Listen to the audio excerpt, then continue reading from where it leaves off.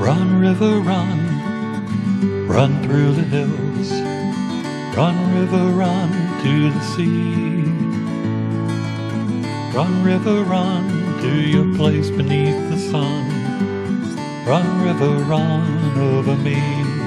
Hi, this is Jan Lewis. Welcome to Be My Guest. Today we have a really interesting guest who is Dr. Joseph Shrand, and he is the Chief Medical Officer of the Riverside Community Care. We've seen it going right up Route 140. He is based, I believe, welcome Joseph, Dr. Joe, you are based in Dedham, you yourself? Yes, so our main headquarters are in Dedham, but we have locations all over, from Dedham, Norwood, everywhere. So I, as the Chief Medical Officer, I get to go everywhere. It's so much fun. Well, we were talking about how Riverside Community Care Counseling used to be just down the street on 140 in Upton. Now it's up in the old, I remember Fallon used to be up there years ago, right up the street past DQ. And now, every time I go by, I see, how are they doing? They're going to make the one in Upton into respite care. Yes, that's right. It's a major part of our new initiative that the state has. It's called the Roadmap. So the Commonwealth of Massachusetts recognized that many folks do not have immediate access to behavioral health or substance use care. And the Commonwealth, in their wisdom, got funding for 25 of these throughout the Commonwealth. And Riverside has been awarded 2 of them. One here in Milford, right next to Upton, and one in Norwood. And with those, we are now, I think, changing the face of what community behavioral health is all about. I heard about that. Yeah, it's they're really revving it up with a care for people who want to go into recovery, addiction. Mm-hmm. I think that's great. All ages. All ages. That's really, right. It is. And that building, seemed like a long time that they were redoing that building, and then it finally opened. I took a tour, went in there, yep. And they have Genoa Pharmacy on the first floor, and the first floor is for the kids. Yeah, that's right. Pediatric, would you call it? Yeah, sure. Child psychiatry, child. So those of you who don't really understand what Riverside Community Care is you're heading from Milford on 140, and just after DQ on your right, you'll see the sign. And it's, if you have no shame, if you have something bothering you, if you're going ridiculous, tell us about it. Yeah, well, I think that's the most important part, Jan, is this idea of shame and stigma around mental health has crippled so many people because it's made them afraid to come out of the shadows because they will be judged as broken, less valuable. But this is not about morality, especially addiction. Substance use is not about morality, it's about mortality. It's just the way the brain is. And so what we are trying to do, and I think, Riverside's been around since 1990, so they've really expanded. But the whole idea is it's okay to ask for help. Yep. You don't need to worry alone. There will always be someone there to worry with. And the more you find people to worry with, actually, the less worried you become. I like the way he puts that. Yeah, I like that. It really is. And that way, we are asking people, it's safe to come out of the shadows. We're telling you, it's okay. You're not going to be judged. Every single person who has come to see someone like me, every single person on some level feels less valuable. Every one of them. And we have the rare privilege and opportunity of simply reminding someone of their value. Yeah. That's the medicine. Right.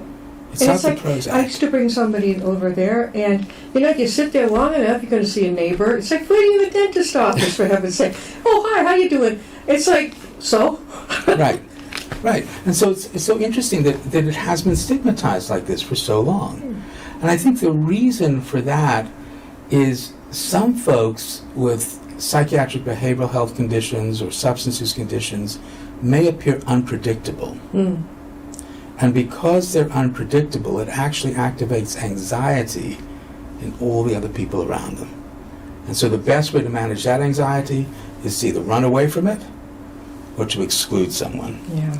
And that is absolutely the antithesis of Riverside. Riverside community care. It's not going into an inpatient hospital, which has its place, but this is helping people in their homes, in their community. which is where they find the support, as long as other people don't judge them in their community. And there are a lot of, a lot of counselors there. I think they've hired some more also. That's a big help. That's a big building up there. Yeah. They got a lot of good offices. And then we talked about Genoa Pharmacy. How did you connect with Genoa Pharmacy? So this was something that really was a remarkable opportunity. There are so many different chains of pharmacies, Yeah. but this one just seemed to match the basically expertise that we needed. We needed folks who were okay with both the psychopharmacology compartment and what's called medication-assisted treatment, so that they were comfortable with helping us get the Suboxone that we need, or the Vivitrol, or the Naltrexone, and having them embedded in the building Yeah. gives access to all of our patients right away. Yeah. So we don't need to wait. This is especially important for our community behavioral health, because we are now equipped to do on-site detox, on-site initiation of medications. So somebody can come in, just walk in withdrawal, Yeah. because they're ready. They're ready to move to a different part of their life, and we can help alleviate the pain and suffering of the withdrawal while beginning the process of that stabilization, of saying, you're ready, we're here to help. That's the way it should be. I mean, the panic of going through the withdrawal and this type of thing, not everybody takes it as easy as some do. Some just say, hey, well, yeah, I'm going to put the liquor down, or I'm going to do this and that. Hey, I'm fine. Others are very sensitive, and they can't help it. It's just like, oh my God, and try to catch them, while they're at that point. That's right. And of course the brain then says, what are you waiting for? Yeah. You know how to alleviate all this pain. Yeah. You know how to get away from the sadness, the anger, the anxiety. Sick. Take another drink. Yep. Take another hit of something. Yep. And then what you think affects what you feel. So you begin convincing yourself that you are not strong enough to manage all of these things. Yeah. And that's the addiction. That's the dependency. But it's not about morality. It's about mortality. We know what's going on. We know there's this brain chemical called dopamine. So all drugs and alcohol force the brain to make dopamine. Yeah.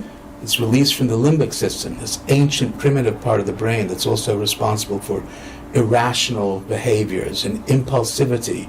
It's where memories live. It's where pleasure lives.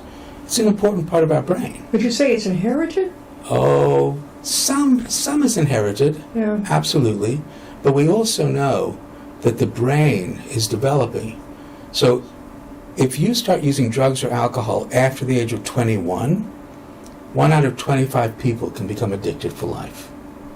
But if you start using before the age of 18, Jan, you want to guess? 1 in 25 over the age of 21, under the age of 18, 1 in, what do you think? 1 in 5, 4? 1 in 4. But just think about that. Yeah. 1 in 4. If they just try pot, if they just tried it, 11 or 12, 13. That's right. And I heard or read somewhere, Dr. Joe, you can set me straight, but if a young person already has a mental health issue, that they can, by the time they're an adult, they can develop, is this true, schizophrenia? If with some of the marijuana these days, because this ain't your grandfather's weed, this is so strong. This isn't the baby boomer's weed. That's right. And I appreciate, I don't know if you guys noticed Jan's pun there. You can set me straight when we're talking about addiction. That was very nice of you. It's good. It's a good one. Yeah, it's that's a scary thing. You try and tell somebody you are setting yourself up. If you've already got a mental health issue, and aren't they setting themselves up for something real worse? Yeah, but no one's going to scare you out of using drugs or alcohol. That's the thing. We've spent a lot of time with programs that were trying to do that. But if the brain is going to choose between fear and pleasure, sadness and pleasure, anger and pleasure, it's going to choose pleasure every time. Dr. Joe, would you say that there's something missing, a gene missing? And when you look around, I mean, the people who become alcoholic, addicted, they have that in common. Obviously, they made from different ways of life. But something wasn't enough. Not enough serotonin. What the heck is it? Yeah, it certainly could be. What we're finding with kids is one of the great risk factors is low self-esteem. Oh, gee. Yeah. So when you don't feel good about yourself, you don't have that serotonin, which is the neurotransmitter that we try to address in depression. But you also don't have a neurochemical called oxytocin, which is a neurohormone of trust. It's when somebody says, Jan, this is the best show ever, and you get that rush. So that's oxytocin. Yeah. When the drugs make dopamine, it interferes with oxytocin. So you can get high, but the price you pay is trust. You decide which pleasure is more important to you. Yeah. Coming from a family where alcohol just wasn't there. It wasn't a moral thing. I just didn't grow up around it. But I know a lot of the other women that I meet and friends, they had a horrible situation. One or both parents were addicted. And so they had a whole different relationship with their mom and dad than I did.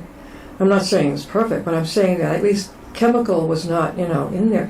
We are talking with Dr. Joseph Shrand, and he is the Chief Medical Officer at Riverside Community Care. He's based in Dedham. And I had read about him. What a great picture. I had read about him in the May issue of the Community 50-Plus Advocate. A great picture of him. Do you have a book? Have a book out? 5 books, actually. 5? Where are they? I haven't seen them. I didn't bring them with, but the recent book is called Unleashing the Power of Respect. That's what I wrote down. Yeah. Okay. The I through M approach? The I am approach. Okay. The I am. The idea is, I think we're all doing the best we can. It's your current maximum potential. This is who I am. But we're influenced by 4 domains. You're already talking about the home domain. The home domain has an influence on who you are. And then there's the social domain, which is everything else. Yeah. Those 2 domains are outside. Then the 2 internal domains, the biological domain of your brain and body. Are you hungry, tired, digesting lunch? And then what I call the I see domain. How do I see myself, but how do I think other people see me? It's actually something called theory of mind. We can't see someone's mind, so we have to theorize and guess what they think or feel. But we're especially interested, what are they thinking or feeling about me? Those 4 domains interact, but we respond the best we can. Yeah. You don't have to like it, you don't have to condone it, not a free ride, but instead of judging yourself as less than, broken, less valuable, let's look again at why we do what we do based on the influence of the domains. And think about the words look again, reverse them, again look, again to repeat something, look like a spectator. Let's respect So we're talking why about people do what they do. the young people, self-esteem. That's right. One of the things that what they get addicted is self-esteem. But what about the adult in their 20s who gets addicted? Is that self-esteem too? It can be self-esteem, but it's something going on in their home or social domain. But remember, sometimes it's innocent. Yeah. Right? You can just start using, and then you go, well, this feels really good. And that positive reinforcement from the brain can trick you. Yeah. Yeah, definitely. How do people reach you, Dr. Joe? So, best way to reach me is either through Riverside Community Care. You can find it on our website, www.riversidecc.org. We have offices all over the place. We have a clinic here in Milford. Jan has already memorized the phone number, which is quite remarkable to me. Or also, you can reach me at jshrand@riversidecc.org. That's my email address. And like I said, it's a place where it's welcoming. We want people to come and find the help that they need, they deserve, that they're looking for. We're here for you. Are you taking patients up there in Dedham? Not as much in Dedham, but I'm here in Milford at the CBHC every couple of Mondays, in Norwood. But as the Chief Medical Officer, I have oversight over all of these things. So you sort of get stuck with me, at least one prescriber removed. So somebody could make an appointment with you, so maybe see you up here in Milford. Yep. Now, what this says, I was reading this article. While Riverside Community Care serves more than 40,000 people per year in Massachusetts, Many 65 and older on Mass Health and Medicare. Another behavioral health center. Advocates serves individuals in the western suburbs of Boston. What is that? I never heard. So Advocates, there are many other organizations that are helping, and Advocates is one of the groups that has the CBHC in their domain and district. So there are other CBHCs, like you say, throughout the Commonwealth. We have 25 of them. And these are the places where you can come and get the help you need. So Advocates, I think we've got some through High Point Treatment Center. We've got some all over the Commonwealth. Mass General certainly is working on them. And they're scattered throughout the Commonwealth so that we can cover everyone. But mostly Medicaid patients, the folks who traditionally have sort of not been able to get access. Yeah. And that's Yeah. why we want them to come. $1 million question. Let's say, well, two avenues here. Well, first you'll take the person with a young person in their family or an adult, somebody that, it's like the elephant in the room. Everyone knows there's something wrong here. But of course, when they try to approach it, oh no, don't say anything, put it on the carpet. What do you do? I mean, can you, what's that thing, what's it, 45 someone? What is that called? How do you get someone to go get, I don't know, when it gets beyond the point, it's getting violent. Well, we have a couple of sort of legal options. There's Section 12, which is also called the pink paper. That's for psychiatric and behavioral health part. Mm-hmm. And various disciplines can order Section 12, which creates an involuntary commitment to an inpatient psychiatric hospital for a few days. But I think what you're referring to is Section 35. Mm.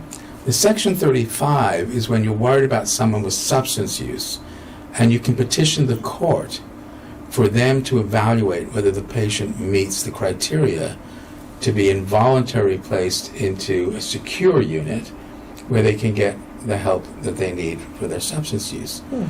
But the idea that people are still ashamed is this is what we're finding. There's if folks want to read one of the best sort of descriptors of this shame, it's chapter 12 of The Little Prince, which is a kid's Le Petit Prince, okay, by Saint-Exupéry. Okay. So in chapter 12, the little prince, who is traveling all these different planets, comes upon the planet of a tippler. A tippler is the old word for an alcoholic. And the tippler is there with a table of bottles, full bottles, empty bottles. He's drinking. And the little prince says, "Why are you drinking?" And the tippler says, "To forget." And the little prince says, "To forget what?" And the tippler says, "To forget that I am ashamed." Yeah. And the little prince says, "Ashamed of what?" And the tippler says, "Of drinking." So this is the loop. This is the dilemma, where people are ashamed of this because they think they will be judged as less than and broken, that they are somehow morally corrupt. But addiction is not about morality. No. It's about mortality. No. It's just the way the brain works. So our grandparents, maybe even our parents' group, hard to get them to be, I mean, that's kind of a whole different world. But now the other thing, the person themselves sees you on the show, they're dying to get help, but for some reason they don't have the motivation. They don't realize, just pick up the phone, reach out. What's the worst someone, you could go down here to Riverside, walk in the door and come on up. That's right. You've got to have the motivation, what's it called, the gift of desperation? Yeah. They gotta have that. Yeah, and it's true, Jan, but it's sad that they have to get to that point. If you're dying to get help, get the help instead of die. Yeah, exactly. It's not easy. A lot of people will not reach out. And I think deep down they know that they do need help. There's what I know Riverside is for the recovery programs. You got AA, you got Al-Anon for the family, NA? Yes, that's right. Do they still do ACOA, adult children? Yes, absolutely. They still do that? Yeah, of alcoholics. They do that too. Now, The books that you, now here we go again, these books are fast. How do people get a hold of one of your books, of all of them? Those you can go to Amazon. Amazon. Yeah, and they're in many bookstores, but if you go to Amazon, put in my last name, Shrand, S-H-R-A-N-D, Yeah, you know, a whole bunch of them come up. So the first book I wrote was on stress. yeah. The second book was on anger. The third book was on fear, at which point my wife said, "Are you trying to tell me something?" And then on something called Theory of Mind, and then this latest one, Unleashing the Power of Respect. When is the last time you got angry at someone treating you with respect? Yeah. I mean, that's the power of it. And, you know, we spoke about this low self-esteem.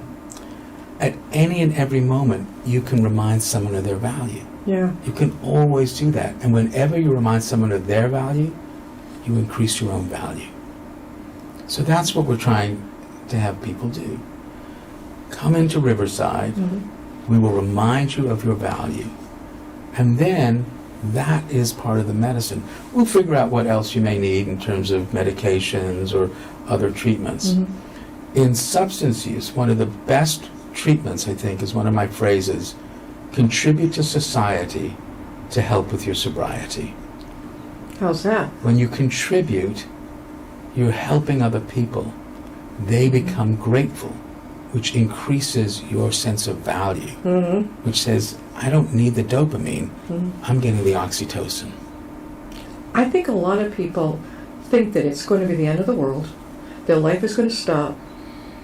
Whereas on the other side of the coin, how about having some fun, feeling better, getting some friends together, maybe go to AA or whatever, go do something, ride your bikes, go get together, go have coffee, have fun, stay in touch. Right. Keep in touch. And what you're talking about is the difference between pleasure and happiness. So the drugs and alcohol, there's pleasure in that, but it doesn't last, so you then seek more. But being with other people, that's happiness. That can be contentment. That's being part of a group. Mm-hmm. We're social animals. Being part of a group just helps us feel safer and more valuable. Mm-hmm. And that's why this low self-esteem is so important. Because as soon as you feel less valuable, Yeah. you worry you're going to be kicked out of your group. And millions of years ago, when you were kicked out of your group, you were lunch. Yeah, like the kids want to be part of it, they want to dress the part, they want to be all that part. Would you say, Dr. Joe, that the age group, well, it's all age groups, but you see an awful lot of seniors coming in now? Yes. And we're grateful for that. We're seeing more and more folks coming in who are seniors because they're looking back on their lives and wondering, you know, what if? But it's not about looking back. It's about looking forward. Yep. And looking forward, I always say, if you wake up with anxiety in the morning, which a lot of people do, I've experienced it, and my dad, oh my God, he used to throw up. He'd get so before he'd go to his business. Oh, I'd hear that as a kid. Have something in your mind that immediately shifts. And when you go to sleep that night, what have I got to look forward to tomorrow? What one thing, at least for me, is going to be fun, and I'll feel a lot better. One thing. It could be going to the library. It could be the bookstore. It could be, getting coffee at Dunkin'. But something fun that registers, right? Am I right? Absolutely. Registers right up here. Yeah. And Jan, what you're talking about is what you think affects what you feel. Yeah. Right? So you think about something happy, you feel happy, but sad, you feel sad. Yeah. A lot of these feelings, we're not dismissing them, but they may be more under your control than you realize. Yeah, I think so. Now, this expands. It's got Milford, it's got Upton. I know we wanted to discuss the respite center right down the street that they're turning the old Riverside into. What's it going to be like and when's it going to be done? Yeah, so we're hoping it's done relatively quickly, but it's exactly that. It's for folks who may need a little break Yeah. from where they were, so maybe not quite at home yet, but they're not quite at the level where they need to be in a locked inpatient psychiatric unit. Right. So respite, right? Let's just give you a little break.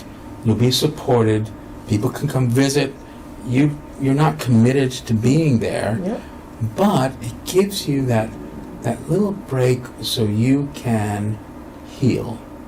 You know, people feel broken enough. Mm-hmm. So the respite is a place where you can go, get the care, reassess your value. It's almost like if you break your leg. Mm-hmm. You break your leg, you go to the emergency room, they take an x-ray of the leg, they figure out where the break is, they put a cast around it. Maybe they keep you overnight, but they send you home with a broken leg and a cast. Yeah. So that's respite. So we will figure out what's going on, begin putting the supports around it, but the healing is going to happen back in your community. And you'll be surrounded by people who understand. Yes. You can't say anything that will shock them. They hear it all. And you're in with other people, too, who are not probably feeling so hot. You know, and there's going to be fun things, too, for people to do there. Maybe it's arts and crafts. Absolutely.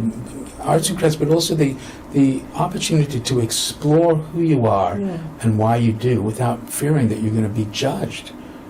That's really what it's about. And, I mean, arts and crafts are incredible. I mean, to be able to draw something and then look at that and realize that you still have that creative process in you. Yeah. Yeah. It's powerful. It's a powerful reminder of who we are. Groups. Yes, It's and the kind groups. of, again, there's that feeling you're not alone. That's exactly right. You know, and some people are shy to speak up, but I don't know, maybe as time goes by in that group, they're like, gee, maybe I'm okay too. Yeah, I can say something. That's But right. as I remember at the inside of the old Riverside, there were a lot of exam rooms. Now, were they big enough at least for one bed? Almost. I mean, we've had to do a lot of different reconstruction. We have remarkable folks, you know, who are managing the building structure. There's a kitchenette in there. That's right. That's right. I remember, you know, when someone in my family had to go there, respite during the day, and a little van would come and get the person and bring them there, and that was great. You come home with something they'd made, you know, this type of thing. I'm like, yes, this is it. We're going to have to close, but we've had Dr. Joseph Shrand with us, and Dr. Joe is the Chief Medical Officer for the Riverside Community Care. He's based in Dedham, and yes, he would come to Milford, and you could make an appointment. Again, before we close, Dr. Joe, how can they reach you? So again, the best way is go to our website, riversidecc.org, and you'll see a list there of all the different sites that we have with their phone numbers. Call them. Try to make an appointment. You'll definitely get an appointment with someone. I would be honored if it was me. I would be honored to be working with you. However, we have amazing people. Yeah. So you are not alone. Definitely. Before we close, Dr. Joe, did you know you wanted to go into this field when you left high school? My father was a pediatrician and my mother was an actress.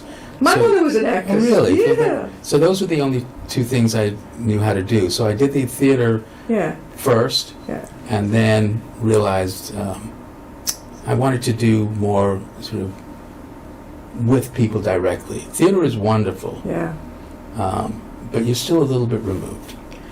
Yeah, Dad was in radio broadcasting. Mom was. They met at Emerson. Oh, great. She had a choice: either you marry me or she married him. We should have you back on again, especially when we've got the new one coming up down the street, the Respite Center, and to make sure people know that you do come. Dr. Joe does come over here to our Milford office, and it looks like a kindly type of guy. And who would be afraid to sit down and talk with him? I don't even know him, and I've been talking with him for half an hour. He's great. He really is. Thanks for coming, making the trip. Jan, it's been a pleasure. Thank you so much. And remember, you are not alone. Yes. We'll see you next time. I'll be my guest.